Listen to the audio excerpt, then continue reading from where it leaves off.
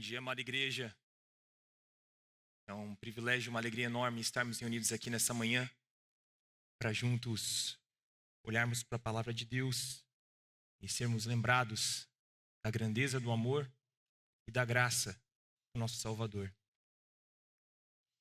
Em 2013, eu participei da organização de um acampamento para uma escola onde eu trabalhava e para uma das brincadeiras noturnas eu fiz algo bem interessante.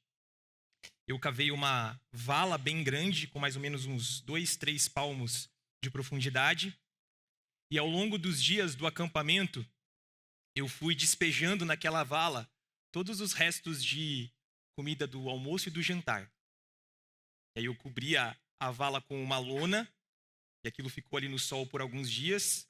E você deve imaginar como é que aquilo ficou. Eu lembro que só de chegar perto, o cheiro já dava aquela ânsia, assim, já era difícil.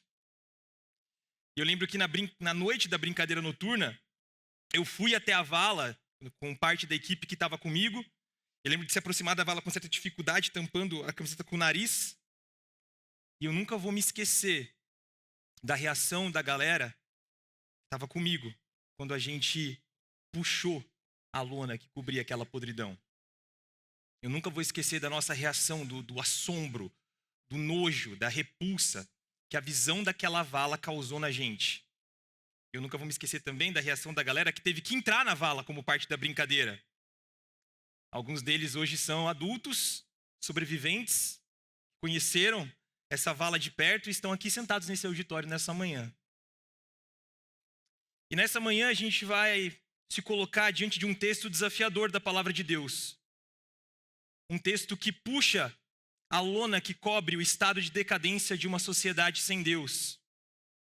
A sociedade tenta esconder a sua decadência, cobrindo a sua podridão com uma lona de educação, de avanço científico e tecnológico, de ideologia política, de iniciativas mundiais, de discursos vazios de paz, igualdade e humanidade. Mas a palavra de Deus vem e puxa a lona. E nós seremos expostos ao pior da humanidade, vivendo sem Deus, olhando para o estado de decadência da nação de Israel em Juízes 19. Se você tem coração, não tem como você não ficar horrorizado, desconfortável e abismado com o que nós vamos ler e estudar nessa manhã.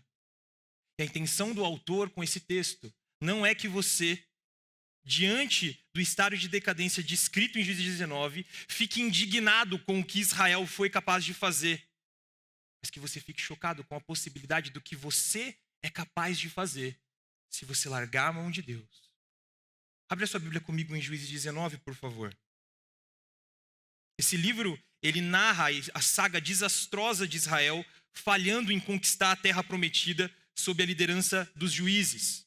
Esses juízes são líderes políticos e militares de uma determinada região que são usados por Deus para trazer libertação para o povo da opressão inimigo. O Senhor Deus, ele entregou Canaã nas mãos de Israel e ordenou que Israel expulsassem os idólatras da terra durante a sua conquista. Israel falha em cumprir essa missão. Ele falha e entra em um ciclo vicioso de pecado que vai corrompendo o povo cada vez mais. O versículo que resume bem esse livro está lá em Juízes 17, versículo 6, que diz o seguinte: naquela época não havia rei em Israel, cada um fazia o que era certo aos seus próprios olhos. Esse livro traz para a gente o ponto mais baixo da história do povo de Deus no Velho Testamento. Esse livro expõe o quão longe o pecado pode nos levar, o quanto ele pode estragar a nossa vida, mas também sobre como Deus é paciente, misericordioso, gracioso e age na história de forma incansável para nos resgatar, apesar de sermos indignos, teimosos, rebeldes e infiéis. É sobre isso que é o livro de Juízes. Vamos então à leitura do texto, uma leitura longa, difícil, mas abre o seu coração, porque Deus ele quer falar com você, até mesmo através de textos desafiadores como esse. Diz assim a palavra de Deus: naquela época não havia rei em Israel. Aconteceu que um levita que vivia nos montes de Efraim, em uma região afastada, tomou para si uma concubina que era de Belém de Judá. Esta, porém, lhe foi infiel. Deixou-o e voltou para a casa do seu pai em Belém de Judá. 4 meses depois, o seu marido foi convencê-lo a voltar. Ele tinha levado o seu servo e 2 jumentos. a mulher, o levou para dentro da casa do pai. E quando o pai o viu, se alegrou. O sogro dele o convenceu a ficar, onde permaneceu com ele 3 dias, todos comendo, bebendo e dormindo. No 4º dia, eles se levantaram cedo e o levita se preparou para partir. Mas o pai da moça disse ao genro: revigore-se com um pouco de comida. Depois vocês poderão partir. Os dois se sentaram para comer e beber juntos. O pai da moça, porém, disse: eu peço a você que fique essa noite e se alegre.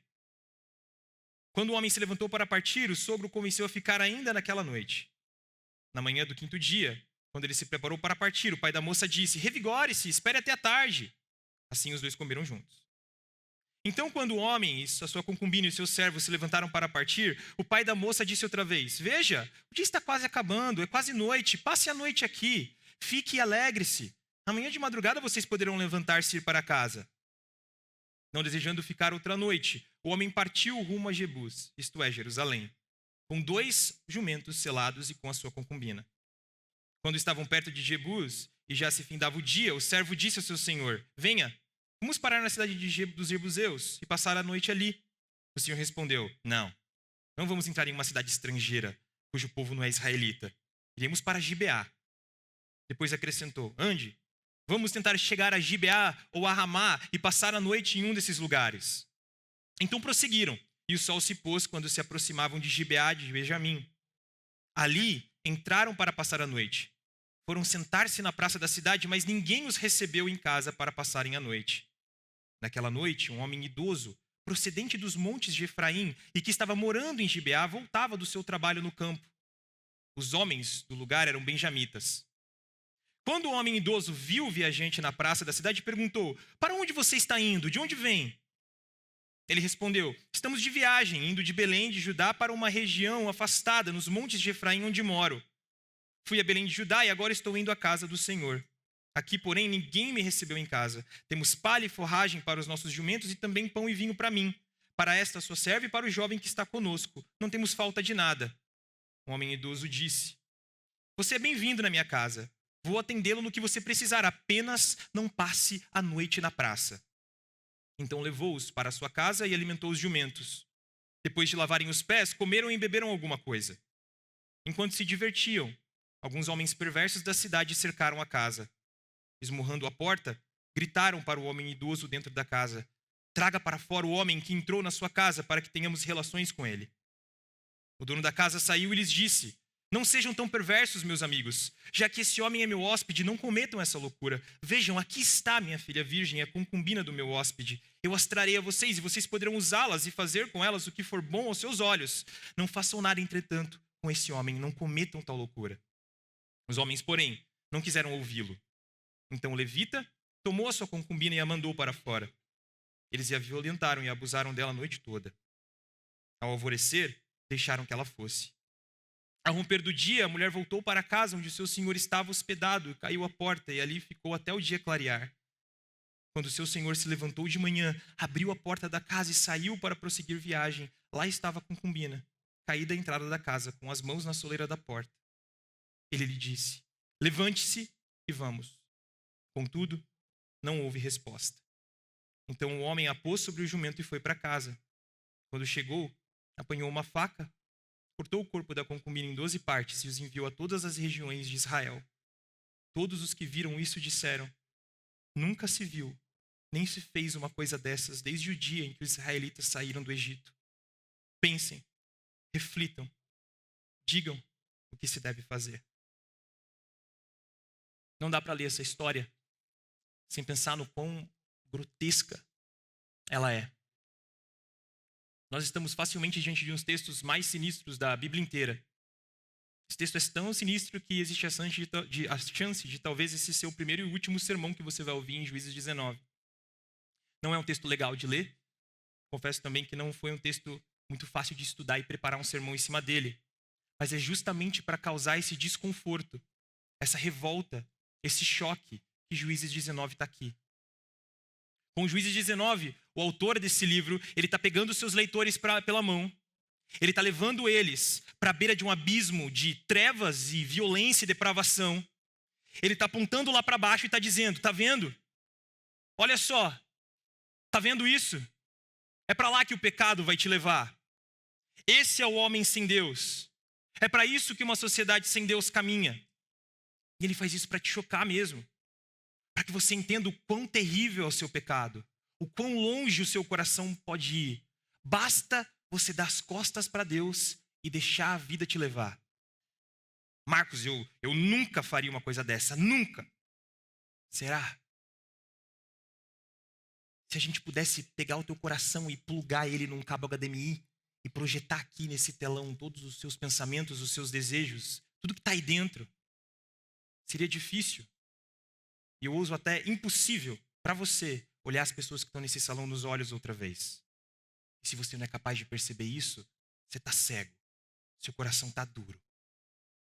Então aqui estamos nós. Juízes 19. Israel está entregue a si mesmo. O povo está vivendo como se não houvesse a Deus. E é assustador pensar que em Juízes 19 parece que de fato não há Deus nesse mundo. Porque Deus está em silêncio. Deus não se manifesta. Ele nem é mencionado direito nesse capítulo. E antes que a gente possa questionar Deus diante do texto perguntando: poxa Deus, por que o Senhor não falou nada? Por que o Senhor não interviu? A gente precisa lembrar que esse texto está em Juízes 19. Por 18 capítulos, Deus repreendeu, exortou, chamou, buscou Israel, ofereceu misericórdia, ofereceu perdão e Israel rejeita. Israel insiste por décadas de história a permanecer para o pecado, retornar para o pecado, abandonar a Deus, adorar ídolos e agora está aqui, nesse estado de decadência, o fundo do poço. Poxa, Israel, como é que vocês foram capazes de fazer algo assim? Como é que vocês foram capazes de cometer tamanha atrocidade? Talvez seja algo que está no seu coração. Mas sabe de uma coisa, meus irmãos? Por centenas de anos, Deus fez tudo por Israel. Eles foram escolhidos, chamados por Deus. Deus os libertou da escravidão do Egito, abriu o mar para eles passarem, eles escapam por terra seca. Israel recebeu de Deus uma terra para chamar de nossa. Israel recebeu os oráculos de Deus. Israel recebeu as revelações, os profetas, o serviço do templo e a lei. Eles não eram pagãos como nós éramos no passado. E eles falharam. Então coloca sua mão na boca e assume uma postura humilde diante desse texto, porque eu e você teríamos feito muito pior. Você notou que na nossa leitura nenhum dos personagens tem nome na história? Levitas, pais, mulheres. Sabe por quê? Porque todos eles, na verdade, são representantes de uma sociedade sem Deus. Era um levita que vivia como todos os levitas viviam. Pais agindo como todos os pais agiam. Mulheres sendo tratadas como todas as mulheres eram tratadas. Você já se perguntou o que aconteceria com o mundo se Deus simplesmente se calasse e entregasse os homens a si mesmo? Se ele deixasse os homens seguirem o curso do seu coração, vivendo no pecado, no que ia dar? Aqui está a resposta. Israel, Juízes 19 está mostrando para a gente o estado de decadência que Israel se encontra. E eu oro para que Deus abra os olhos do seu coração, para que você perceba que a sociedade que você está inserido hoje, que você está vivendo hoje, está caminhando a passos largos para esse estado de decadência aqui, talvez até pior. E que a exposição da palavra de Deus nessa manhã lembre você não apenas da profundidade do seu pecado, não apenas o quão longe você pode ir sem Cristo, mas que a palavra também te lembre o quanto você foi amado e o quão grande é a graça que te alcançou. Que te lembre do tamanho do perdão que você recebeu, para que você seja levado a se aproximar da mesa do Senhor contrito, cheio de gratidão, não apenas para reafirmar toda e sua total confiança no amor dele por você revelado em Cristo, mas para que você também reafirme o seu amor por ele, porque você sabe que na cruz os seus muitos pecados foram castigados e perdoados em Cristo, e por isso você o ama muito. Quais são então as características que descrevem uma sociedade sem Deus, em estado de decadência? E a primeira característica que nós encontramos aqui é a imoralidade. O texto começa repetindo mais uma vez que naquela época não havia rei em Israel. E a ausência de um rei em Israel não era porque Israel precisava de um rei e Deus não deu. Acontece que Israel tinha sim um rei. O próprio Deus reinava sobre o seu povo e o povo rejeitou o Senhor como rei. Deus governava o seu povo através da sua lei, chamando o seu povo a viver de acordo com a sua vontade revelada na lei. Mas Israel rejeita o Senhor, despreza essa lei, que justamente é o parâmetro de moralidade que norteava a vida do povo. Então, ao desprezar a lei, Israel perde a sua referência de certo e errado, do que é justo e injusto, bem e mal. Você percebeu que ao longo dessa história, os personagens fazem uma série de escolhas que são contrárias à lei de Deus. Por exemplo, nós temos um levita, que segundo a lei, deveria se casar apenas somente com uma virgem, se casando com uma concubina, que nada mais é do que uma serva que existia para satisfação pessoal. Assim era a vida de um levita. Alguém que de uma certa forma deveria ser referência, porque era a liderança espiritual do povo. Nós vemos aqui o levita, líder espiritual, vivendo de uma forma imoral, desprezando totalmente a lei de Deus, fazendo diversas escolhas contrárias à lei, sem nem considerar a vontade do Senhor, como se Deus nunca tivesse deixado claro para ele o caminho que ele deve andar, o que é certo e errado. E se o levita, líder espiritual do povo, vivia assim, não é de se surpreender que o restante do povo seguia por esse mesmo caminho também. Nós vemos a falta de moral, de senso de certo e errado, de justo e injusto nas atitudes de todos os personagens dessa história. Porque todos eles não têm mais Deus e nem a moral de Deus revelada na lei como ponto de referência. Cada um vivia fazendo o que era certo aos seus próprios olhos. E isso levou o povo a uma vida moral, estado de decadência. Deus está ensinando para a gente que Deus é a fonte da nossa moralidade. Ele é a nossa bússola moral. É Ele quem define para nós o que é certo e errado, justo e injusto, bem e mal. É Ele quem define esses termos. Porque só Ele é verdadeiramente bom, verdadeiramente justo, verdadeiramente perfeito, verdadeiramente verdadeiro. E onde é que Ele define, revela a sua moral? Na sua palavra. Na palavra nós conhecemos a vontade de Deus, a sua moralidade. E quando nós desprezamos a palavra, nós perdemos a referência, nós ficamos sujeitos à imoralidade e caminhamos para um estado de decadência, porque se a moral de Deus não é mais a fonte da nossa moral, a moralidade do homem, a nossa própria moralidade, passa a ser a fonte. E aí Juízes 19 mostra para a gente onde é que isso vai desembocar. E é para isso que nós estamos caminhando como sociedade hoje. E para a gente entender o que é que está acontecendo com o mundo, a gente precisa pensar um pouco na história ocidental recente. O pastor e professor Jonas Madureira, ele faz uma análise muito interessante, muito precisa, sobre o declínio da moral no Ocidente. Ele observa o seguinte: quando nós estudamos a história da humanidade, ninguém pode negar o impacto que o cristianismo teve no mundo e na forma de pensar do mundo. Israel, o povo de Deus, falhou em causar esse grande impacto no mundo antigo. Mas Jesus, os apóstolos e a igreja, eles chegam como um meteoro no mundo pagão e eles revolucionam a cultura ocidental. De tal forma que por 17 séculos, 1.600 anos, ciência, ética, filosofia, a arte, a medicina, o direito, o modo de pensar e enxergar a vida partiam de Deus. Deus era o fundamento de todas essas coisas. Tamanho foi o impacto do cristianismo. O conceito de universidade surge nesse cenário com 3 disciplinas fundamentais: medicina, direito e teologia. E a teologia, que é o estudo de Deus, até então era a mãe, a rainha de todos os saberes. Então, até o século XVII, o impacto do cristianismo é tão grande que Deus era o fundamento da inteligência, do conhecimento, da ciência, da criatividade, da tecnologia e do próprio pensar. E, consequentemente, ele é também o fundamento dos valores morais que davam direção para aquela sociedade. Os valores éticos, conceito de certo e errado, bem e mal, todos definidos pela moral de Deus. Mas aí no século XVII, nós temos o desenvolvimento do que chamamos de revolução científica. Há um abandono de Deus como fundamento da ciência. Isaac Newton, ele lança sua obra Principia, onde ele desenvolve princípios filosóficos que vão fundamentar todo o pensamento científico moderno. E o que é que chama a atenção dos pensadores nessa obra? Diferente dos que vieram antes dele, Isaac Newton não começa com Deus. Então, até então, física, química, biologia, direito, filosofia, tudo começava com Deus. Aí Newton vem dizendo o seguinte: não precisa começar com Deus. Vamos separar as coisas. Vamos começar pelo princípio da causalidade. Vamos tratar a ciência de forma pragmática. E a academia fica admirada com isso.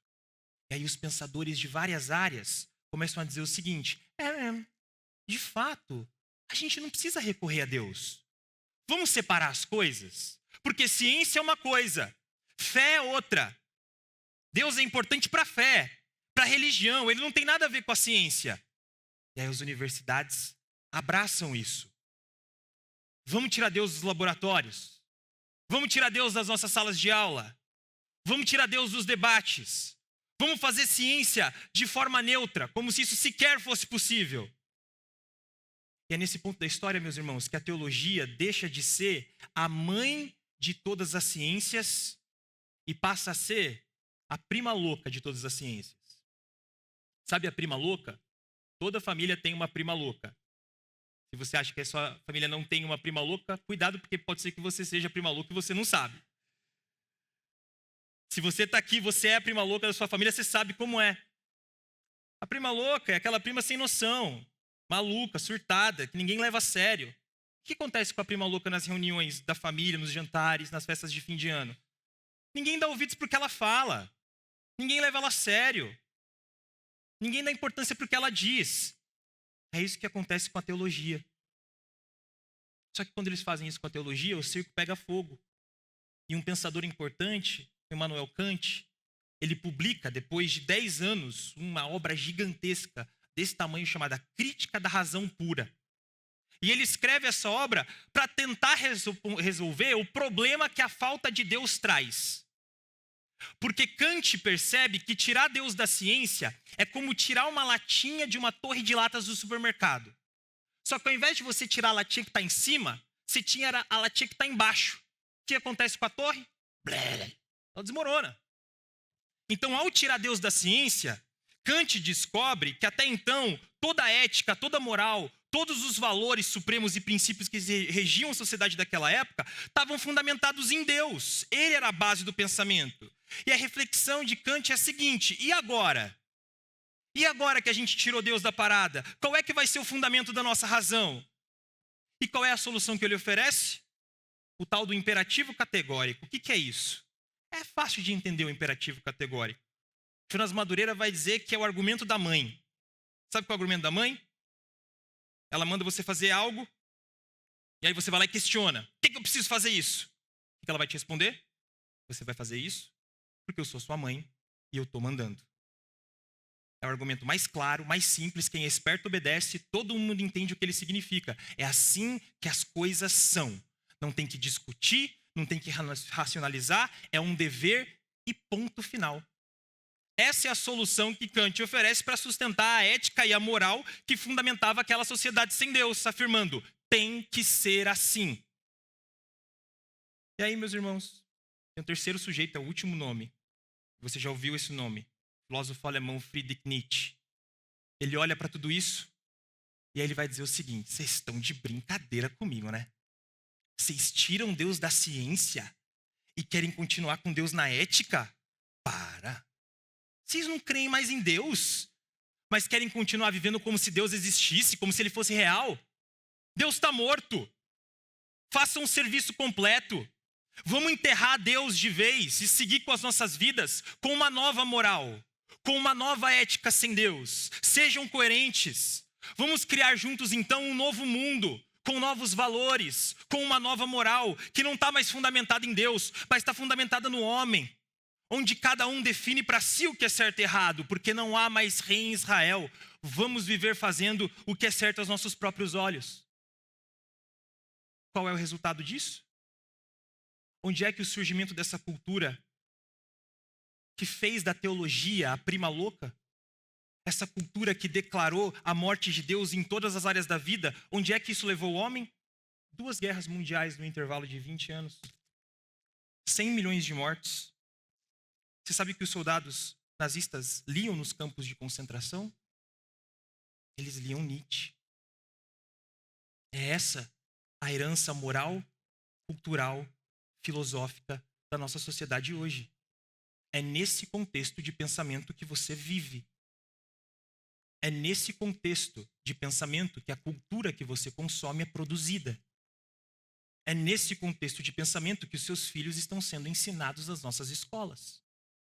É por isso que, se você tem olhos para ver, você está vendo a nossa sociedade caminhando para cada vez mais um estado de decadência. Só que agora a coisa é muito pior.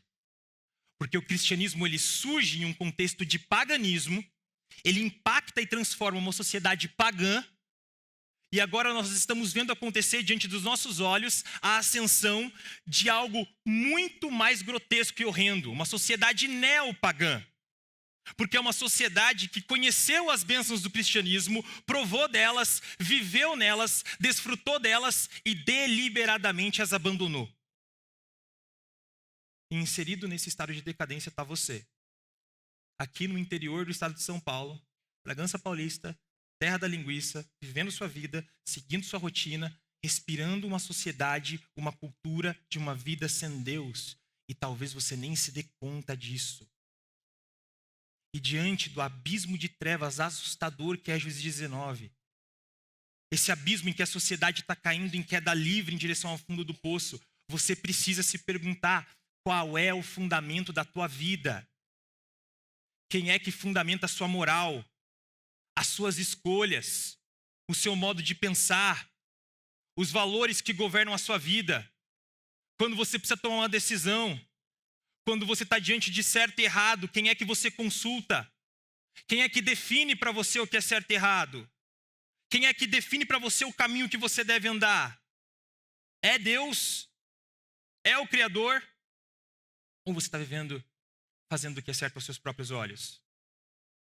Se quem governa a sua vida são os seus próprios desejos, sua própria vontade, é o seu próprio entendimento de certo e errado, você pode até desfrutar das bênçãos da herança cristã na sua vida. Mas no fundo, você é mais niilista do que cristão. Você só não tem coragem de levar isso até as últimas consequências. Se Deus não é o fundamento da sua vida, se as suas escolhas não são definidas pela vontade de Deus revelada na palavra, se você nem considera, nem pensa, nem cogita a vontade de Deus antes de agir, você está caído em um estado de decadência. Talvez você não tenha chegado no fundo do poço ainda, mas você está em queda livre e você vai se estrupiar lá embaixo. E olhando mais fundo para o abismo de Juízes 19, nós também aprendemos que o estado de decadência também é caracterizado pela desumanização. Israel aqui deixou de enxergar pessoas como pessoas. Israel não enxerga mais seres humanos como seres iguais, criados à imagem e semelhança de Deus, com uma dignidade inata. Pessoas se tornaram apenas objetos, meios de alcançar objetivos pessoais. Nós vemos isso claramente na vida do levita, que trata sua concubina não como uma pessoa, mas como uma posse, um meio de obter prazer. Nós vimos isso na vida do pai da concubina, sem consideração nenhuma pela própria filha, enrolando e tentando adiar a partida do levita quando ele vai lá para Belém buscá-la. Você parou para se perguntar na leitura, por que esse homem está enrolando tanto o levita? Sabe por que ele faz isso? Por que ele está sendo tão bonzinho, tão solícito? Ele reconhece a dignidade do levita? Não, até porque o levita não tinha nenhuma. Ele está bajulando esse levita para não receber o castigo e a desonra que a família deveria receber por causa das atitudes da filha. Nós vemos essa desumanização quando o levita, depois de partir, se recusa a passar a noite em uma cidade estrangeira, com medo do que os gentios pudessem fazer. E, ironicamente, o levita, o seu servo e a concubina param numa cidade israelita chamada Gibeá e eles não são recebidos por ninguém. Eles decidem passar a noite da praça. Surge no horizonte escuro um senhorzinho voltando da roça. E quando ele conta para esse senhor qual é a intenção deles, que é passar a noite ali e que eles têm tudo que eles precisam, o senhorzinho responde: vem para minha casa, eu recebo vocês, apenas não fiquem na praça. Se você já assistiu algum filme de suspense, esse é aquele momento em que tem alguma coisa estranha acontecendo, e você vê quando bate aquela sensação de que vai acontecer alguma coisa muito errada. Então, o clima é esse. E acontece. Dá muito ruim. Porque enquanto eles estão na casa do senhorzinho, comendo, se divertindo, eles ouvem alguém esmurrando a porta. Homens vadios, inúteis, bandidos, cercam a casa e gritam para o velho pedindo que ele colocasse o levita para fora para que ele fosse violentado por eles. Se você já leu Gênesis e está familiarizado com a história, você deve perceber que essa história é muito parecida com a história que a gente encontra lá em Gênesis 19. A gente tem vários paralelos entre o que está acontecendo aqui e o que aconteceu com Ló e os anjos na cidade de Sodoma. Por que existem esses paralelos no texto? Você já notou que algumas cidades, elas trazem o nome Nova na frente? Por exemplo, a gente tem Nova Orleans, Nova York, Nova Jersey, Nova Friburgo. Essas cidades recebem esses nomes porque os seus fundadores saíram de Orleans, eles saíram de York, eles saíram de Jersey na esperança de fundar um lugar melhor, uma vida melhor, ficando só com o que era bom da sua cidade de origem, para fundar uma nova versão daquela cidade. O autor de Juízes está querendo nos mostrar aqui, com esses paralelos, que Israel fez o contrário. Israel pegou o que havia de pior da humanidade e se tornou Nova Sodoma. E a desumanização nessa parte da história fica escancarada. Porque nós temos esses homens olhando para aquela concubina como um pedaço de carne que eles poderiam violar e usar para se satisfazer. A gente vê essa desumanização na atitude do velho que oferece a sua própria filha e concubina no lugar do levita. O que ele oferece às mulheres? Por que ele não ofereceu, por exemplo, o servo do levita? Tinha um servo lá. Afinal, a gangue pediu por um homem. Porque em Nova Sodoma, no estado de decadência, a mulher não vale nada. Ela não passa de um objeto de posse. Ela possui menos dignidade do que qualquer homem.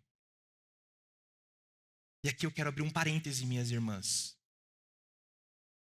Não existe nenhum outro cenário onde a sua dignidade como mulher será realmente valorizada e respeitada fora do cristianismo. E o levita, ao invés de proteger aquela mulher, ele entrega essa mulher para a noite, sem remorso algum, e ele vai dormir. Porque para ele, aquela mulher não é uma mulher. Ela, assim como todos os personagens dessa história, foi desumanizada. Esse texto está mostrando para a gente que no estado de decadência em que o homem chega, quando escolhe viver sem Deus, os seres humanos deixam de se reconhecer como seres dignos, criados à imagem e semelhança de Deus. A desumanização. Pessoas são tratadas como objetos que podem ser usados para satisfação pessoal e depois descartados. Não há amor, não há solidariedade, não há compaixão, não há respeito, porque ninguém reconhece o outro como um ser digno disso. O que vale é a lei do mais forte, é o meu prazer, é a minha alegria pessoal, é a minha satisfação, o meu conforto, a minha segurança. No estado de decadência, o modo de pensar é o seguinte: se para ter prazer, se para eu ter o melhor para mim, se para eu me proteger, eu preciso te usar, eu preciso te machucar, eu preciso pecar contra você para ser feliz, eu vou fazer isso. E eu vou atacar sua dignidade e pouco importa. Porque o que eu quero é ser feliz. E o outro é apenas um meio para eu chegar lá. Essa era a base da filosofia de Nietzsche. A gente vê essa lógica sendo usada para defender aborto. Onde o argumento do abortista é qual? Não é humano. O feto não é uma vida. Vamos desumanizar isso aqui. Ele não tem uma dignidade inata.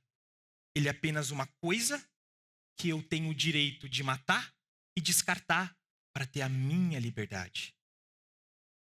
Juízes 19 mostra para nós que ao se afastar de Deus com a desculpa de criar um mundo mais humano, mais digno, o homem acaba fazendo justamente o oposto disso e cria um estado de decadência onde humanos são desumanizados e reduzidos ao objeto. ou até mesmo menos que objeto. Porque fala a verdade, você conhece gente que trata o celular melhor que a mãe. Nós vemos o ser humano desumanizando a si mesmo quando existe hoje no mundo um número crescente de pessoas escolhendo de forma deliberada viver como bichos. Nós temos homens e mulheres que escolhem deixar de viver como seres humanos e passam a viver como animais. Se vestem como bichos, se comportam como bichos, comendo comida de bicho. Mas é isso que sobra quando o ser humano dá as costas para Deus. Ele perde o referencial de quem ele é e de quem o outro é. Porque se não há Deus, então ninguém foi criado à imagem e semelhança de Deus. E se ninguém foi criado à imagem e semelhança de Deus, então eu faço do outro o que eu quiser. A pornografia talvez seja a expressão mais comum e nociva de desumanização do nosso tempo. Ela desumaniza pessoas, transforma pessoas em objeto e treina a mente dos seus consumidores a enxergar as pessoas assim. Se você tolera a pornografia na sua vida hoje de alguma forma, você está compactuando com esse estado de decadência. Você desumaniza pessoas e contribui para manter uma indústria diabólica que destrói milhões de vidas e sustenta um estado de decadência na nossa sociedade hoje. Talvez a desumanização esteja presente na sua vida de uma forma mais sutil, em que você usa pessoas e se relaciona com pessoas se baseando nas posses que ela tem. Então, a maneira como você trata as pessoas, o respeito, a dignidade, a atenção que você oferece a elas, depende do status social delas e do quanto você pode se beneficiar disso. No fundo, você não está enxergando diante de você um ser humano criado à imagem e semelhança de Deus. Você enxerga um meio de desfrutar de privilégios e bens que não são seus. Talvez você não tenha chegado no fundo do poço ainda, mas se você desumaniza o outro, você está caindo em queda livre e vai se estrupiar lá embaixo.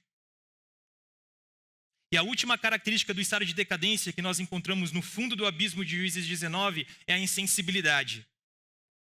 Se você prestar atenção na narrativa, você vai notar que diante de todos os atos de maldade, diante de todos os crimes, atrocidades e absurdos que nós encontramos nessa narrativa, nenhum dos personagens parece se importar. As coisas vão acontecendo, elas vão ficando cada vez mais sinistras, mais macabras, ninguém reage com assombro, ninguém se impressiona, ninguém fica escandalizado ou indignado com o pecado. Na verdade, nem mesmo a reação do velho da roça lá que hospedou o levita para sua casa, levou ele para sua casa, ele parece incomodado pelo que está acontecendo. O problema dele não parece ser o crime daquela gangue. O problema dele parece ser o fato de que aquela gangue está ameaçando cometer um ato criminoso contra um suposto homem de Deus que está debaixo do teto dele. Tanto que ele oferece as mulheres no lugar do levita. A gente pode ver a insensibilidade do levita, que depois de entregar a sua mulher, ele vai dormir sem nenhum peso na consciência. Essa insensibilidade fica ainda mais evidente na maneira como ele trata a mulher no dia seguinte, quando ele encontra ela provavelmente morta na porta da casa. E qual que é a atitude dele? Depois de tudo que aquela mulher passou na noite? Levanta, vamos embora. E o ápice da insensibilidade, quando o levita chega em casa, ele pega uma faca, ele corta essa concubina em 12 pedaços e envia esses pedaços por todo Israel. Ele faz isso porque ele está indignado com o pecado que foi cometido naquela noite? Indignado com a maldade dos homens de Gibeá? Nada disso. Ele faz isso porque ele está indignado com o que fizeram com alguém que era posse dele. Ele, na verdade, não estava se sentindo lesado. Ele queria retribuição. E por isso ele quer unir as tribos de Israel contra os homens de Gibeá, colocando diante de Israel o estado de decadência que eles se encontram.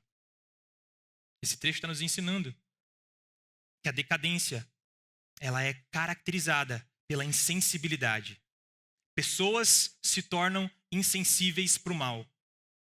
Estão cauterizadas pelo pecado e não se chocam mais. Não há incômodo, não há tristeza, não há lamento, não há desconforto, indignação e nem repulsa pelo pecado. E é um processo que não acontece da noite para o dia. É um processo lento.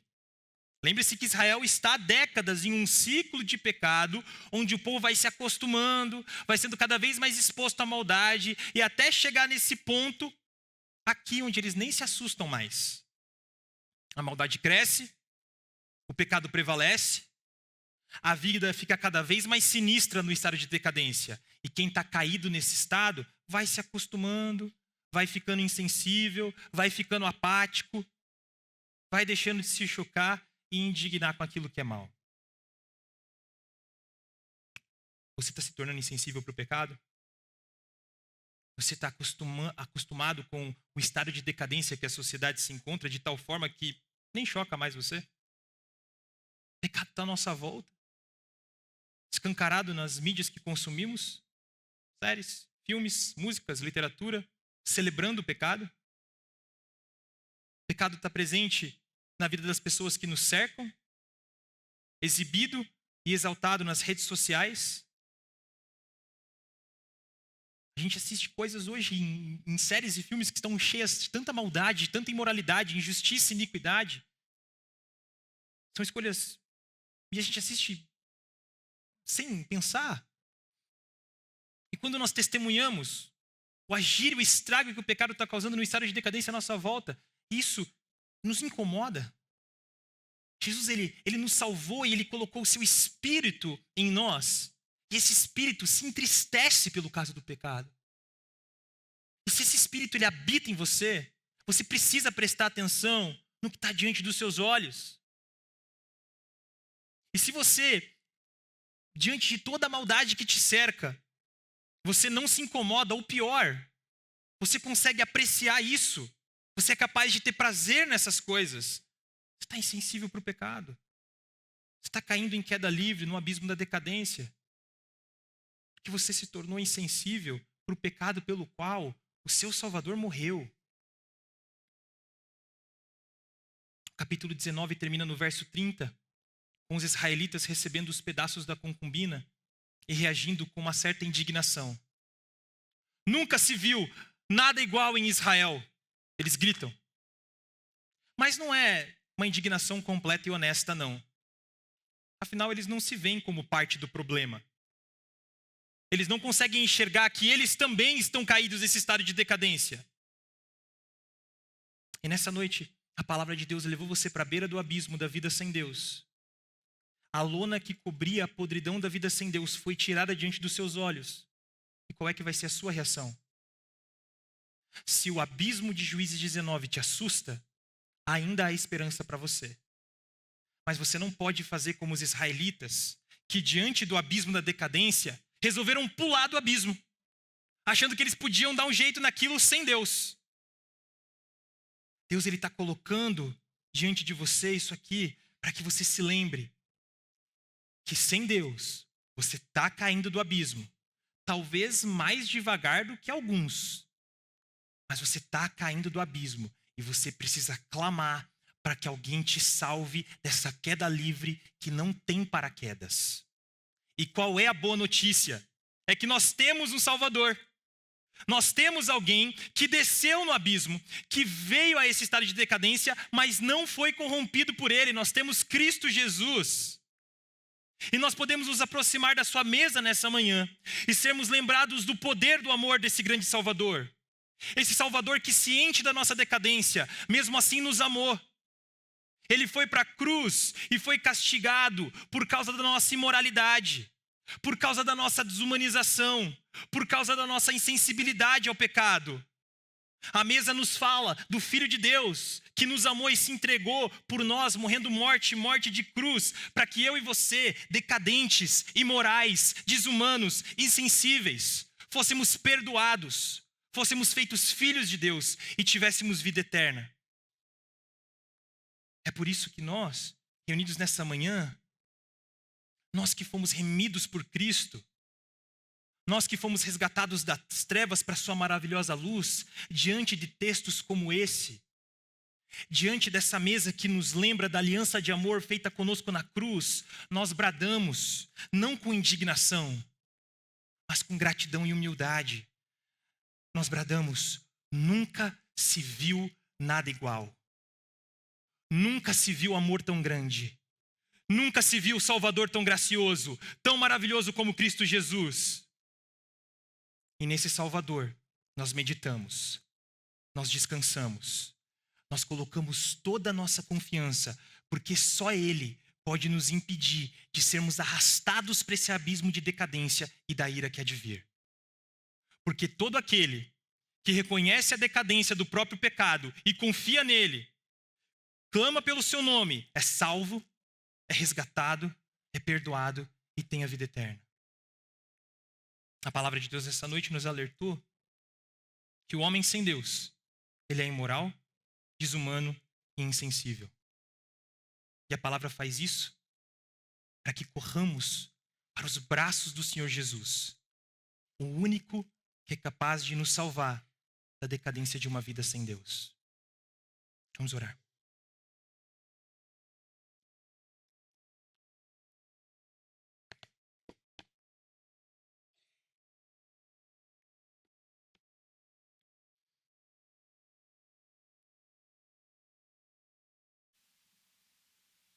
Senhor Deus, reunidos como teu povo nessa manhã, na tua presença, nós te adoramos, nós te bendizemos, porque o Senhor é o único Deus, não há nenhum outro além do Senhor.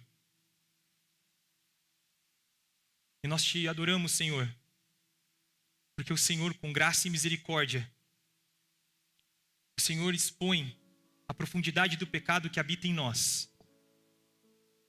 Mas em graça e misericórdia e amor, o Senhor também, na cruz, reafirma o seu amor por nós.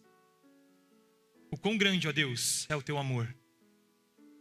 O quão grande, ó Deus, é a tua graça. Que grande Salvador nós temos em Cristo Jesus, o teu Filho. Por causa dele, por causa da obra de salvação dele, nós te agradecemos, nós te bendizemos nessa manhã. Ó Deus, inunda a nossa vida com a tua graça. Nos santifica na tua palavra, Deus. Se há em nós, ó Deus, caminhos que precisam ser corrigidos, que o Senhor, na tua misericórdia, no teu poder, no teu grande poder, que o Senhor nos corrija, que o Senhor nos alinhe, para vivermos de forma digna da grande salvação que recebemos em Cristo Jesus. Essa é a nossa oração, Deus. No nome dele, o Salvador. Amém.